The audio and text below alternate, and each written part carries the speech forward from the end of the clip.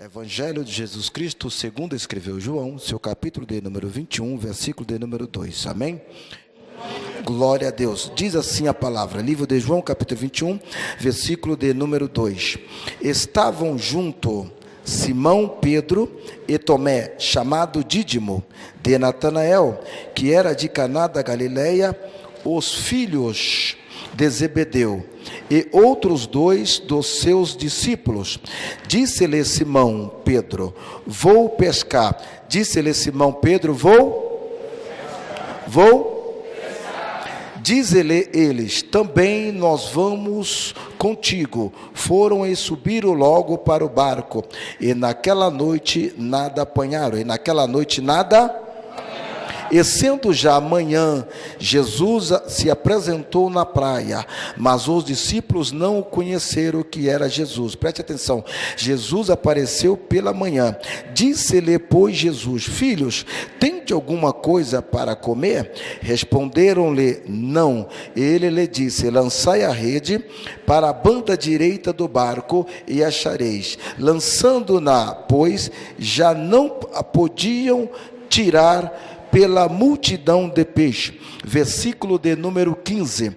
E depois de terem jantado, olha, tem algo que não bate. Se Jesus chegou pela manhã, como que eles estavam jantando? Chegando-se pela manhã terem jantado, disse Jesus a Simão Pedro, Simão, filho de Jonas, ama-me mais do que a este? E respondeu, sim, Senhor, tu sabes que eu te amo. Disse-lhe, apacenta os meus cordeiros. Tornou a dizer-lhe a segunda vez, Simão, filho de Jonas, amas-me? Disse-lhe, Senhor, tu sabes que te amo. Disse-lhe, apacenta as minhas ovelhas. Disse-lhe terceira vez, Simão, filho de Jonas, ama-me? Simão entristeceu-se por lhe ter dito terceira vez, ama-me? E disse-lhe, Senhor, tu sabes que eu te amo. Jesus disse-lhe, apacenta as minhas ovelhas. Amém? Glória a Deus. Irmãos, culto de missão em esta conferência missionária. Quero pregar nessa noite ao tema que Deus brada e fala fortemente ao meu coração. Que tema é este? Abandone a pescaria, mas não abandone o barco. Amém? Aquele que puder, repete comigo no contar de 3, tá bom? Abandone a pescaria, mas não abandone o barco. Vamos lá? 1, 2, 3. Abandone a pescaria, mas não abandone o barco. De novo, vamos lá? Abandone a pescaria, mas não abandone o barco. Pois bem, Pedro, ele foi um dos discípulos principais que andou ao lado de Jesus. O ministério de Jesus que durou aproximadamente 3 anos e meio. O ministério de Jesus que durou pouco tempo, porque Jesus, ele precisava descer à terra, ou precisou, para fazer a maior missão sobre a face da terra. Eu costumo dizer que Jesus não foi o maior missionário da Bíblia Sagrada. O maior missionário da Bíblia Sagrada foi Paulo, porque a partir de um momento que eu comparo Jesus com alguém que foi aqui na terra, eu estou diminuindo a capacidade de Jesus. Se Jesus não foi, então o maior missionário, o que Jesus foi? Jesus, ele foi a própria missão, ele é a própria missão. Jesus, ele é o salvador da humanidade. E vemos que o ministério de Jesus durou pouco tempo, apenas 3 anos e meio. Jesus nasce, sua mãe Maria e seu pai Yosef, eles têm que fugir com o menino para o Egito, porque o rei Herodes da época tetrapleca, ele dá uma ordem para matar todas as crianças, ao saber que nasceria um que seria o Rei dos Reis, Senhor dos Senhores, Rei do Judeu. Então a sua mãe, eles vão fugir para o Egito, de 0 aos 12 anos de idade. Nenhum escritor da Bíblia Sagrada, nenhum cientista, nenhum historiador, eles vão descobrir o que aconteceu com Jesus lá no Egito. Nem Mateus, nem Marcos, nem Lucas e nem tampouco também João. Porém, a Bíblia vai dividir o ministério de Jesus e a vida dele em 3 partes. A primeira, quando ele nasce e vai para o Egito. A segunda, quando Jesus então aparece aos 12 anos de idade no meio dos doutores, aonde estão os doutores fazendo tipo um campeonato, um seminário de quem entendia mais da lei. Que leis são essas? Eram os 5 primeiros livros da Bíblia: Bereshit, Shemot, Vaikra, Bamidbar e Devarim, que formaria os livros e as leis sagradas e santas por nome de Ataná. Eles estão disputando. De repente aparece um menino com 12 anos de idade. Se fosse no dia de hoje, talvez pegaria um telefone e após todo mundo os recitares, o Ataná Santo iria ligar para o professor deles, quem era? Gamaliel, dizendo: Gamaliel, nós estudamos tudo, mas tem um menino aqui de 12 anos de idade, que tudo que nós aprendemos, ele aprendeu tudo que nós aprendemos e mais um pouco. Isto você não ensinou para nós. Aleluia. Então por isso que eu digo, Jesus, ele não foi o maior pregador, ele é a própria palavra em vida. A Bíblia está dizendo que Jesus: eu sou o caminho, a verdade e a vida, e ninguém vai ao Pai senão por ele. Então Jesus, ele vai desaparecer. Novamente, nenhum historiador, nenhum cientista, nem os 4 que escreveram os evangelhos de Jesus também não vão conseguir descrever o que aconteceu e aonde Jesus estava dos 12 aos 30 anos de idade. Porém, Jesus aparece lá na margem do Rio Jordão, quando João Batista está batizando, e Jesus precisa convocar os seus discípulos para um grande legado sobre a face da terra. Que legado é este? Então perceba que um dos primeiros a encontrar Jesus, quem era? André era irmão de Pedro. Lá mesmo naquela passagem, quando Jesus também tem um encontro com Natanael e Filipe. Porém, André, ele fica tão encantado, ele vai correndo e vai chamar a Pedro, dizendo: Pedro, adivinha quem eu encontrei? Eu encontrei Jesus, daquele que está se cumprindo a promessa da boca que saiu do profeta Isaías, que saiu da boca do profeta Joel. Ele está aí. Então Pedro, ele foi correndo, só que porém o nome de Pedro não era Pedro, o nome dele era Simão. Quando então Pedro se encontra com Jesus, antes de Pedro se apresentar, Jesus já vai falar sobre Pedro, vai dizer: ei, antes que você fale o teu nome para mim, eu já sei o teu nome. Olha o que Jesus vai dizer, preste atenção. Jesus vai olhar para ele e vai dizer assim: tu és Simão, filho de Jonas, ou Bar-Jonas. Bar significa filho no hebraico. Aí Jesus vai dizer assim: você agora não chamará mais Simão, você chamará Cefa. Isso está no capítulo 1 do livro de João, versículo de número 42. Jesus vai dizer: você agora não chamará mais Simão, teu nome agora chamará Cefas, que traduzido quer dizer Petras, do original para o português quer dizer Pedro. Ou seja, quando Jesus está dizendo: eu já sei o teu nome é Simão, sabe que Jesus está dizendo? Eu sei e conheço o teu presente, porém tu é filho de Jonas. O que Jesus está dizendo? Eu conheço o teu passado, mas você agora não chamará Simão, você chamará Pedro, Cefas. O que Jesus está dizendo? Eu conheço o teu presente, eu conheço o teu passado, e estou projetando o teu futuro. Aleluia. Somente uma pessoa que entendeu que deu glória. Mas mesmo assim, algumas pessoas vão dizer: eu vou profetizar para uma pessoa, mas eu vou profetizar para todo mundo.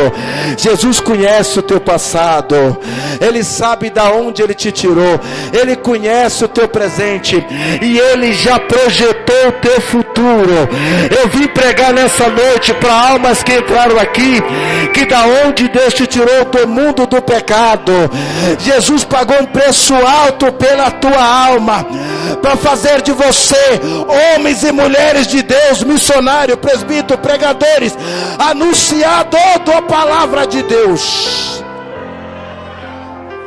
Eu conheço o teu passado, eu conheço o teu futuro, eu já projetei a tua caminhada, ainda antes de você nascer, quando você estava no ventre da tua mãe. Pregador, você prova isso? Provo.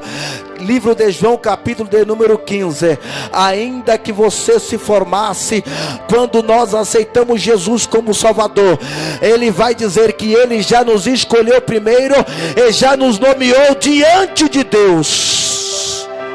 Eu vou pregar nessa noite para quem tem escolhas e chamado. Deus escolheu você, e se de uma vez que Deus escolheu você, irmãos, aleluia, essa graça ela não tem como voltar para trás. Essa graça ela só caminha para frente. E aonde que ela termina? Ela não termina. Quando findar aqui na terra, nós vamos continuar glorificando a Deus lá no céu. Quantos acreditam? Aí Pedro volta, porém Jesus vai reapresentar novamente no capítulo 5 do Evangelho de Jesus Cristo segundo escreveu Lucas. Quem estava lá? Pedro, Tiago e João. Eles estavam pescando. Quando eles estão pescando, Jesus ele vê aquela multidão. O que Jesus vai dizer? Eu preciso pregar a palavra, eu preciso já começar a pregar o reino do céu. Porém, Pedro havia pescado a noite toda, não tinha pegado nada. Aí Jesus vai dizer: Pedro, empresta o teu barco para mim fazer uma pregação aqui. Aí Jesus vai levar o barco até a margem do mar. O povo estão todo na areia. Eu posso ver com os olhos da fé, quem sabe, as criancinhas, pastor Roque, sentado na primeira fileira, de perninha cruzada, ouvindo as lindas pregações de Jesus. Quem sabe talvez as irmãs sentadas na segunda fileira, ouvindo aquelas pregações mais lindas de Jesus. Os anciões mais atrás, porque Jesus, ele tinha 3 coisas que ninguém na Bíblia nunca teve, nenhum dos profetas, nem Abacuque, nem Isaías, nem Moisés, nem José, Jeremias, ninguém. O que é que Jesus teve que ninguém teve e nunca vai ter? O olhar, o agir e o falar de Jesus. O falar de Jesus era diferente, o agir dele era diferente, aleluia, e o olhar dele era diferente. Aí cada casa que Jesus entrava, aonde ele agia, o milagre acontecia. O falar de Jesus, aleluia, não tinha um que não se rendesse aos pés dele, e o olhar de Jesus não tinha um que não se encantava com o olhar dele. Ainda bem que Jesus não fala comigo e com você como os muitos falam aí na rua. Ainda bem que Jesus não fala comigo, com a igreja, como muitos nos falam e nos aponta. Jesus, quando ele fala, ele veio para salvar a humanidade. Aleluia. Se você acredita, levanta a mão. Deixa eu liberar uma palavra profética para a tua vida. Eu vim profetizar hoje, nessa noite, para quem entrou para buscar uma palavra de resposta para a tua família, para a tua casa. Amanhã é segunda-feira. Você já pensou, Deus, vai ser difícil, as portas estão fechadas, mas o Espírito Santo de Deus já bradou meu coração. Tudo aquilo que foi essa semana, que foi notícia ruim, para quem acredita, essa semana vai virar notícia boa na tua vida. Aleluia. Aí Jesus prega. Após a pregação, Jesus está com fome. Vai chegar Pedro e vai dizer: Pedro, tem de alguma coisa para comer? Pedro vai dizer: mestre, nós pescamos a noite toda, não conseguimos pegar nada. Jesus vai dizer: lançai a rede pelo lado direito. Isto é a primeira pesca, conhecida de pesca maravilhosa. Quando eles vão lançar a rede, vão puxar a rede, vão pescar aproximadamente 153 grandes peixes, o qual a Bíblia diz que a rede chegou a romper. Após eles comerem, Jesus vai dizer assim: ei, vocês agora não serão mais pescadores de peixe, mas vocês agora serão ganhadores de alma, serão pescadores de alma. Entenda bem, para quem era pescador de peixe naquela época, para os judeus, era como não sabia fazer nada, não era pior do que um ajudante, não tinha profissão, não tinha nada, era rejeitado por tudo, e tudo que sobrava era o ser pescadores de peixe. Se fosse nos dias de hoje, com permita-me dizer algo, é como fosse um catador de material reciclado. Hoje talvez teria mais valor do que um pescador de peixe naquela época. Os discípulos vão olhar para Jesus e vão dizer: mas mestre, nós somos apenas pescadores de peixe, nós não sabemos pregar, tampouco não temos muita leitura, não temos teologia, não temos anel no dedo, não temos muita coisa. Agora entenda bem, veja qual é a escolha de Jesus. Eu estou profetizando nesta noite para quem tem escolha. Deus nessa noite não está escolhendo quem sabe, quem é, quem pode. Eu sou, eu tenho isso, eu estou aquilo. Não, a Bíblia diz que Deus, Ele escolhe as coisas simples dessa vida para confundir as loucuras.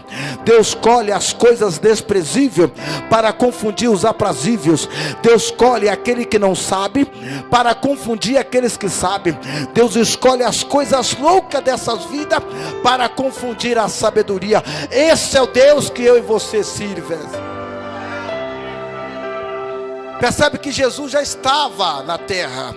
Jesus, ele vai passar, ele vai ver aproximadamente 520 discípulos que já tinham sido discipulados.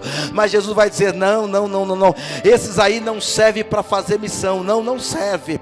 Ele até prega bem, prega bonito, tem teologia, tem anel no dedo, tem terno bonito, prega em todos os congressos, mas para fazer missão lá fora, aleluia, não adianta pregar bonito, tem que ter amor no coração.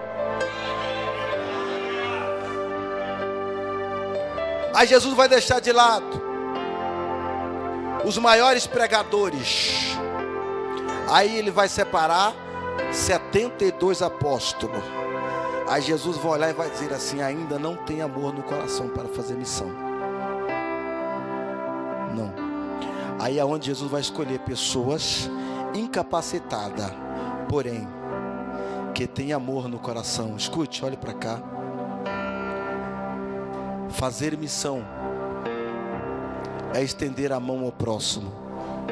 Fazer missão é você dobrar o joelho se você não pode ir e apresentar os irmãos missionários que estão nos 4 cantos da terra, que às vezes falta até alimento na tua mesa.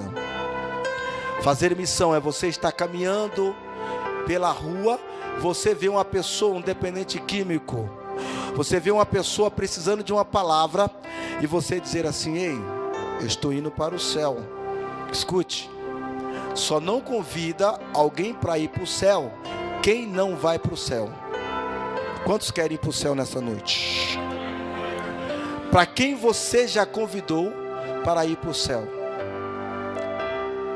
Aonde que eu vou? Para uma festa, um lugar bom, um lugar onde vai me dar lucro, prazer, alegria, e eu não convido o meu próximo. Se eu for um restaurante é bom, alguém falar: você me indica um restaurante que é bom? Indico. Vai naquele restaurante que ele é bom. Eu preciso ir numa igreja ouvir uma palavra, vai naquela igreja que aquela igreja tem palavra.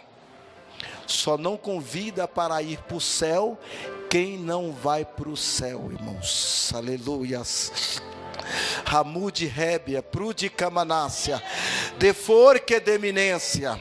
Aí Jesus vai dizer, no capítulo 16 do Evangelho de Jesus Cristo, segundo escreveu Marcos: ide por todo o mundo, pregai o Evangelho a toda criatura. Quem crer e for batizado será salvo, mas quem não crer será condenado. Entenda o texto: ide a todo mundo, pregai o Evangelho. Sabe qual é a maior hipocrisia que eu vejo hoje dentro de nós, dentro da igreja? É em culto de missão, quando alguns pregam assim: quantos vão fazer missão? Todo mundo levanta a mão. Termina o culto: quantos vão fazer missão? Todos. Quando vai dizer: irmãos, temos que fazer missão, missão está no coração de Deus. Mas quando chega lá fora, isto não acontece. Isto não acontece. Nós brigamos para ter uma oportunidade, brigamos para pregar, brigamos para cantar, brigamos para ter uma oportunidadezinha. Aleluia. Enquanto os muitos estão disputando o púlpito, fama, Facebook, mídia, as almas estão morrendo lá fora sem salvação, irmãos. As almas estão chorando por socorro lá fora, apenas querendo ouvir uma simples palavra de amor. Aleluias. Só não convida para ir ao céu quem não vai para lá. Aí Jesus vai dizer: pregai o evangelho. O que é o evangelho? Evangelho é amar o próximo. Evangelho é estender a mão. Evangelho é abraçar o caído. Evangelho é quando nós vemos um irmão que está fraco. Aleluia. Ao invés de nós pegar o WhatsApp e apontar, ore por ele, ore por ela. Evangelho é você ir até a casa daquela irmã que já não vem mais no culto e dizer: irmã, eu vim aqui para orar com você. O teu lugar ainda está guardado lá no banco. Aleluias. Jesus está com saudade das tuas orações, do teu glória, do teu louvor. Olha para o teu lado, quantas pessoas não estão nesse culto hoje, que pararam por causa de uma palavra, de uma fraqueza. Jesus está dizendo: ide a todo mundo e pregai o evangelho. Evangelho é amor, evangelho é estender a mão. Por isso que eu descubro que nenhum historiador descobriu o que aconteceu com Jesus dos 12 aos 30 anos de idade, porque Jesus ficou para ensinar o puro e verdadeiro evangelho. Aleluias. Evangelho é você apresentar aquele fraco em oração. Evangelho é você, aleluia, e dizer: ei, eu tenho uma palavra de Deus para você. Deus pode te tirar dessa vida. Deus tem mudança na tua vida. Como eu, por exemplo, quem está pregando essa palavra é um ex-morador de rua. Dormia na Praça da Sé, comia no cesto de lixo que alguém jogava uma coxinha lá. Hoje eu paro num farol de carro. O Levita Luciano, ele me conhece, ele viu todos os meus vídeos, todas as minhas pregações. Não é só em palco, é no hospital, é na rua, é no metrô. Se você quiser, entra no meu Facebook, você vai ver. Eu paro o carro, eu falo: deixa eu te dar um folheto, vamos para a igreja comigo, entra aqui comigo. Eu falo assim, porque Deus me tirou daí também. Aleluias. Alamuri cancionaio. Levou-se randalanda catomia. Aleluias. Só que entenda bem, nem todos têm uma escolha para fazer missão lá fora. Por isso que eu não uso a expressão de dizer todos vão fazer missão, porque nem todos têm uma preparação para encarar o inimigo lá fora. Você não sabe o que você vai enfrentar lá fora. Quando Jesus escolhe os seus discípulos, aonde eu descubro isso? Jesus não escolhe quem está pregando, Jesus não escolhe quem está cantando, Ele escolhe quem está trabalhando. Quando Jesus chama Pedro, o que Pedro estava fazendo? Pescando, estava trabalhando. Jesus vai dizer: você agora não vai trabalhar na pesca, vocês vão trabalhar para mim, vocês vão ser ganhadores de alma. Jesus está indo. Aí ele vai olhar junto com Pedro: Pedro, nós precisamos pagar o tributo. Pedro vai dizer: mestre, nós não temos dinheiro. Vai lá no rio, pesca um peixe, corta o peixe, tira uma moeda, vamos pagar o tributo. Para quem? Mateus. Mateus estava o quê? Trabalhando. Jesus vai olhar para ele e vai dizer: você agora não será mais cobrador de imposto, vem, siga-me. Você agora vai ser discípulo meu. Então Jesus escolhe quem está trabalhando. Pregador, se a missão não é para todos lá fora, mas aqui dentro todos podem fazer missão. Se você não pode ir lá fora, você pode dobrar o joelho e apresentar. Você pode ajudar com uma oferta. Alguém está passando necessidade. Tem uma criança chorando por uma bolacha. Tem uma mãe chorando por um alimento. Por que a missão não é para todos? A coisa lá fora não é fácil, irmãos. A coisa lá fora não é fácil. Eu vi uma certa vez um pregador pregando na minha igreja. uma passagem de Elias, e ele usou o seguinte termo, dizendo assim, que Elias foi covarde quando ele entrou lá dentro da caverna, e ele usou a seguinte expressão, que Deus não tem compromisso com o covarde. Até aí é certo. Quando ele parou, eu fui até ele humildemente e dizei: pregador, me tira uma dúvida, o senhor disse que Elias foi covarde quando ele entrou dentro da caverna e se escondeu, porque lá fora tinha aproximadamente 7.000 profetas que ainda não se prostraram, não se renderam. Aí eu disse para ele, enquanto o senhor pregava, eu estava lendo a Bíblia, e eu não encontrei dentro da Bíblia Deus dizendo que Elias foi covarde. Ele olhou para mim e disse: isto é uma conjectura que nós pregadores fazemos, porque Elias se escondeu enquanto lá fora tinha. Eu olhei para ele e disse assim: nós pregadores não, eu não uso a expressão daquilo que a Bíblia não diz.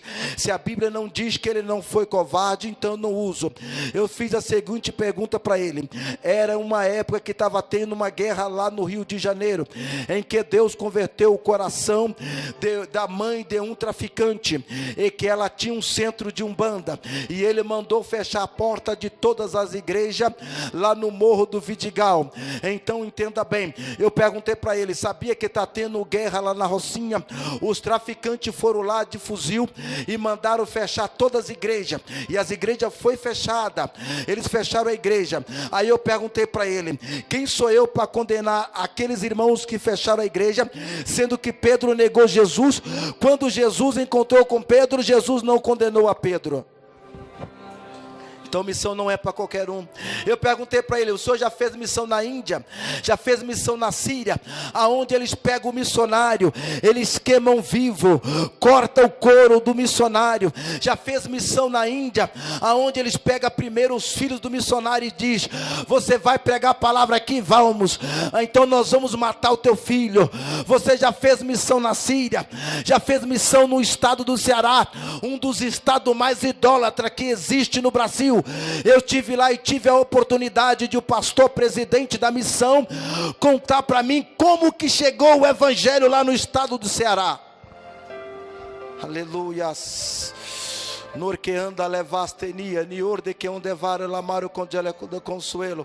Essa Bíblia eu ganhei do pastor presidente do estado do Ceará.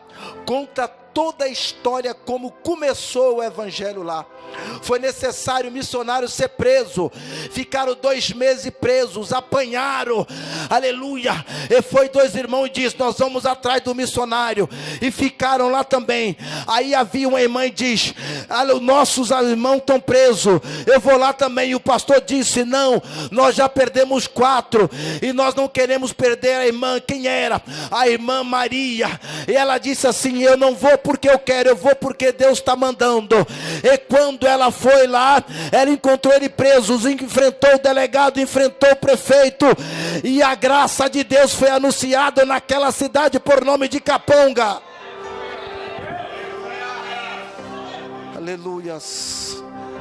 Aí Elias está na caverna, lá fora tem uma mulher matando todos os profetas. Para mim é fácil dizer que Elias foi covarde, mas eu não quero estar na pele dele.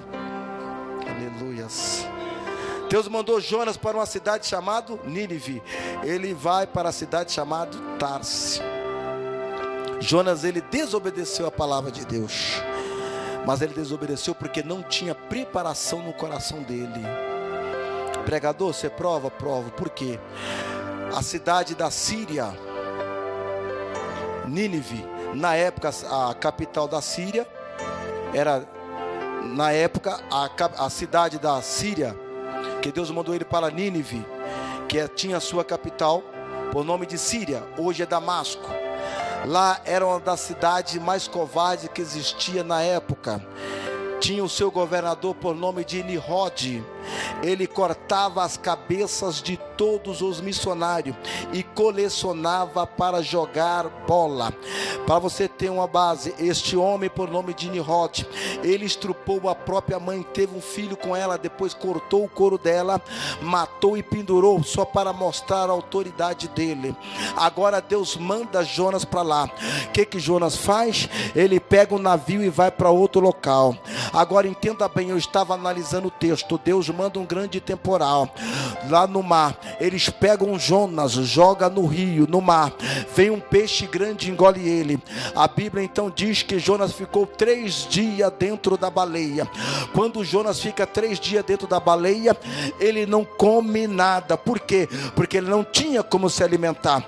Segundo o cientista vai dizer que quando um peixe muito grande, a sua barriga está cheia, ele não come mais nada, ele apenas bebe água. Agora imagine só, Jonas 3 dias dentro do ventre da baleia, sem comer nada. Então ele estava o quê?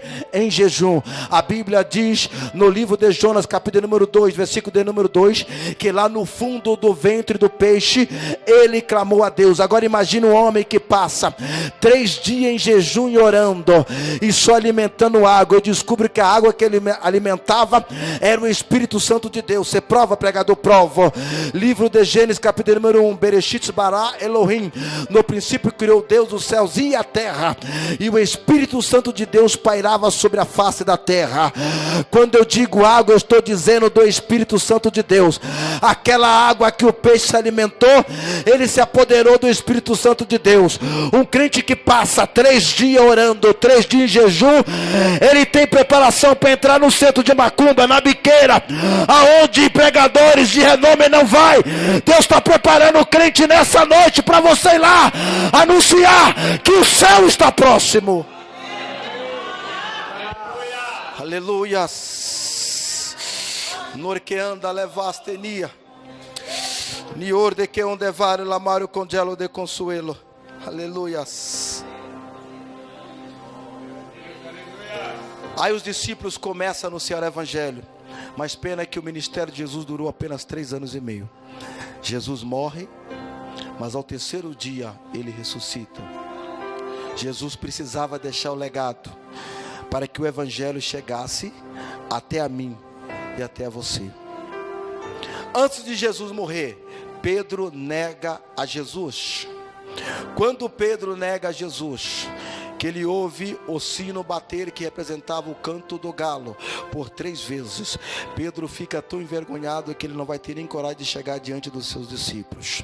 Quando ele chega diante dos seus discípulos, ele vai estar envergonhado e vai dizer: aleluia, agora não me resta mais nada, eu vou pescar, como nós acabamos de ler. Imagine só João olhando para ele e dizendo: Pedro, mas o que você vai fazer na pesca? Eu vou pescar. Mas Jesus já te tirou de lá. Se Jesus uma vez te tirou de lá, você não pode voltar para lá. Aleluia, glória ao nome santo do Senhor. Mas João, você não está entendendo. Eu neguei a Jesus. Eles perguntaram para mim se eu era crente, se eu seguia ele. Eu neguei a Jesus por 3 vezes. Aí imagine João dizendo: mas você acha que Jesus vai condenar você por você ter negado Jesus? Mas olha, os discípulos já estão olhando para mim diferente, porque eles sabem que eu neguei Jesus. Não, eu não quero saber mais de pregar, não quero saber mais de evangelho, eu vou voltar para a pescaria de novo. Aí o capítulo número 3, que nós lemos a leitura, eles vão dizer: já que você vai para a pesca, então você não vai sozinho, vamos contigo. Aí ele chega, começa a pescar a noite toda, e não pescou nada. Quem aparece lá? Satanás. Satanás vai aparecer lá e vai dizer: ei Pedro, a situação está difícil, hein? Você que é o melhor pescador da época, não está conseguindo pescar peixe? Aleluias. Ou seja, Jesus escolhe ele. Ele passa 3 anos e meio ao lado de Jesus, sendo discipulado. Aprendeu com o melhor mestre. Agora ele volta para a estaca zero. Ou seja, nadou e morreu na praia. Mas de repente, quando ele está desistindo, quem sabe talvez que ele joga a rede pela última vez e puxa, ela sai vazio. João vai olhar para ele e vai dizer assim: ei Pedro, eu falei para você, para nós não voltar. Falei que esse negócio não ia dar certo, essa pescaria. Jesus disse que era para nós abandonar a pesca, mas não o barco. Por que não barco? Perceba que quando Jesus escolhe Pedro, Jesus vai dizer: vocês não serão mais pescadores de peixe, mas serão pescadores de alma. Mas toda vez que Jesus precisava pregar o evangelho na margem do mar, o que Jesus fazia?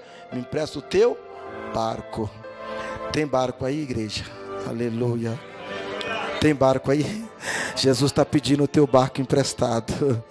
Aleluia. Abandone a pescaria, mas não abandone o barco. Tem pessoas que estão aqui dentro, que abandonaram a pescaria, que você tem barco, mas tem pessoas aqui dentro, que você ainda não abandonou a pescaria. A pescaria ainda fala do velho homem. Eu só estou aqui dentro, mas a minha mente está lá fora. Eu só estou aqui dentro, mas o meu coração está lá fora. Mas o negócio vai ficar bom.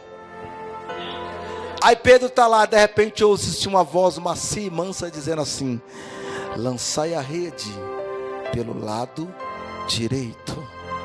Aí imagina Pedro, que tinha negado a Jesus, vai olhar e vai dizer: ei, peraí, eu conheço essa voz, acho que eu estou sonhando.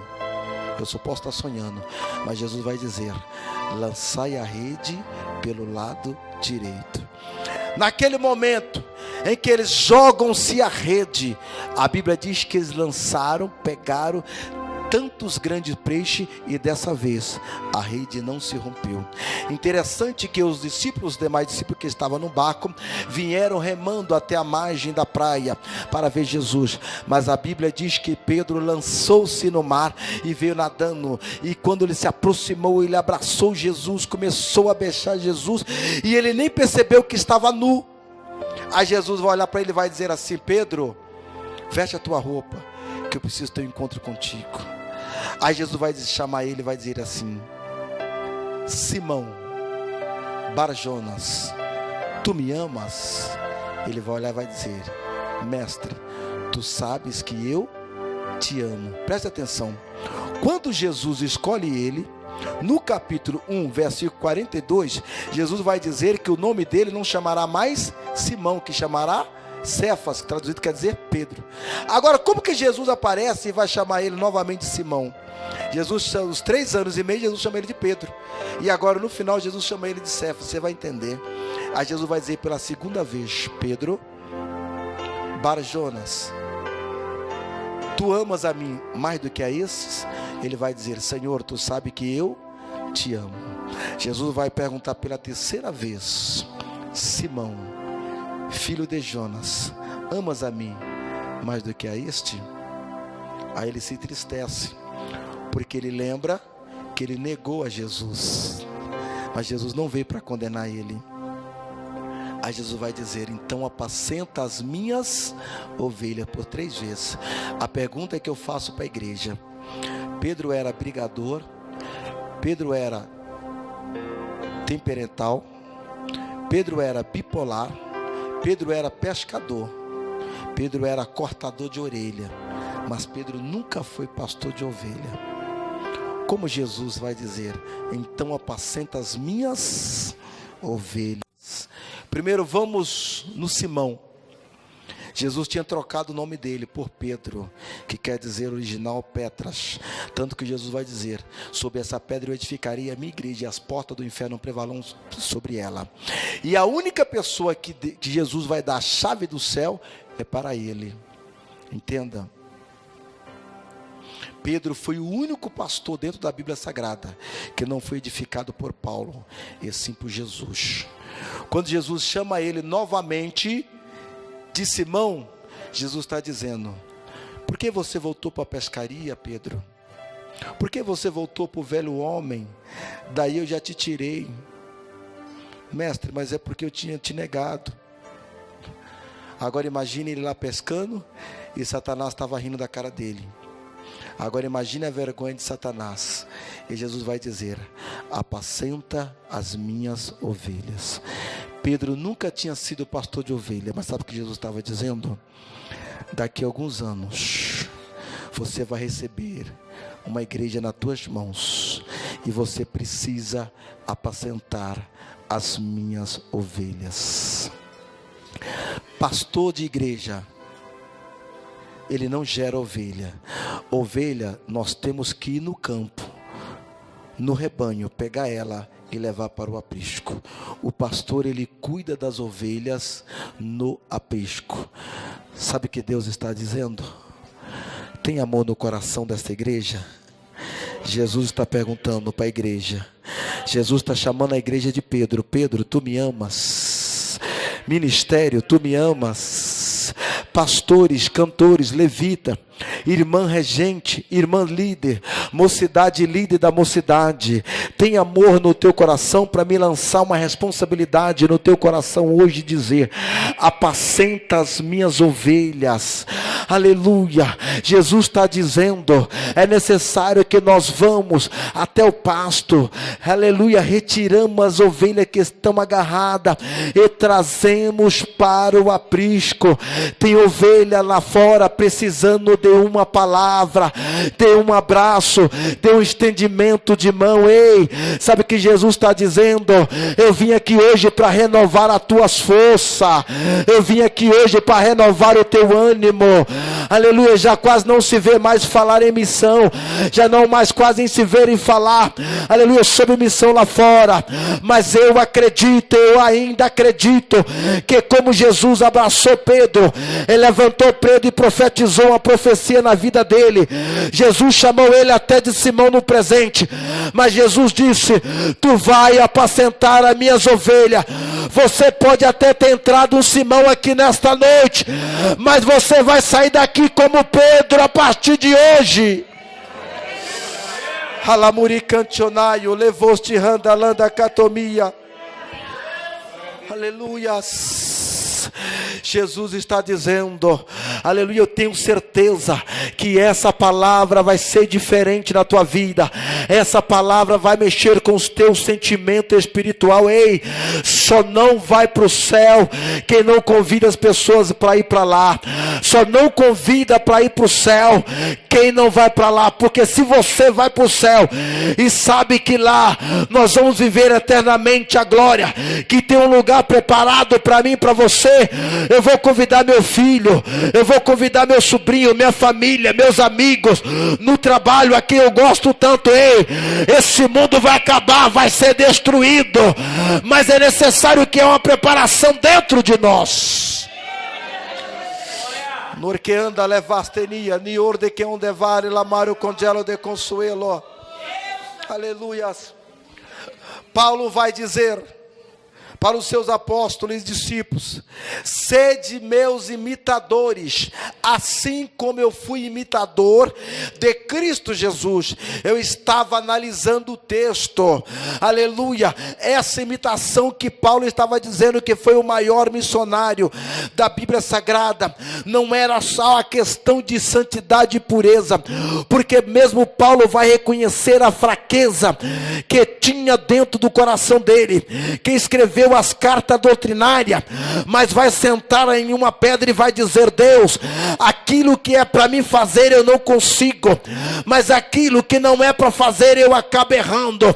Aonde Deus vai bradar do céu e dizer: meu filho, a minha graça te basta. Eu sei, Senhor, a tua graça me basta, mas eu continuo no erro. Aí Deus vai dizer assim: mas o meu poder se aperfeiçoa na tua fraqueza. Então qual é a imitação de Cristo que nós temos que ser? Ele estava dizendo: assim como Jesus abraçou a todos, curou os enfermos, ressuscitou os mortos, pregou o puro e verdadeiro evangelho, faça como eu faço também. Eu renunciei a mim, eu estou pregando o evangelho por amor da vida eterna, porque eu vou para o céu e quero que vocês vão também. Aleluia. Salamuri cantionaio, levoste randalanda catomia. Aleluia. Mas eu acredito, não vou dizer que Deus vai levantar ou está levantando, mas Deus está formando uma geração a partir de hoje, que após essa palavra, quando você lembrar que você vai para o céu, você vai lembrar de convidar o teu próximo. Como fazer missão lá fora não é para todos. Hoje, a globalização, o avanço da ciência, nós temos tanto meio de anunciar o evangelho, proclamar a palavra de Deus. Nós usamos o WhatsApp para tantas coisas ingratas, tantas coisas inúteis. Enviamos vídeo, enviamos mensagem. Por que que nós não aproveitamos e não aproveitamos para anunciar o reino do céu para quem ainda não conhece? Tem amor no coração da igreja?